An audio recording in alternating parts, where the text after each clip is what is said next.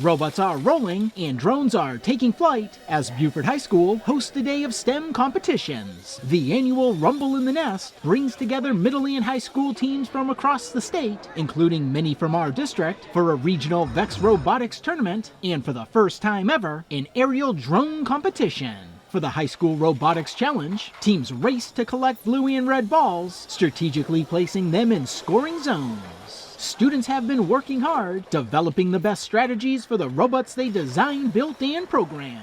Our ramp can move so that we can get to any level better, and then it's also pretty big, so like it can push around the other robots if need be, if they are making it so that we can't really get points because of them. We changed the flaps on it, we made them bigger, and we changed the front end, and we also added flat plate so the balls can just smoothly go into high goals. Since we are using a push bot and we can't score on the higher goals, we're going to try and work more on defense to stop the other teams from scoring. Middle school teams faced a different challenge, earning points by stacking and moving different colored pins. We changed the track to add more of it, so instead of just 2 pieces to make the robot lift up and down, we added 2 more on each side so that the robot can lift higher and go lower, and we also made the grip on our claw stronger, that way pins don't fall over while we're holding them. We had like this base model that we used, and then we went back after we built it and modified it. That way like the claw goes up faster, we can do stuff quicker. We try to make as many 2 stacks as we can and then put a 3rd pin on top of the 3rd stack. This year, the Rumble in the Nest is reaching new heights with its first ever aerial drone competition.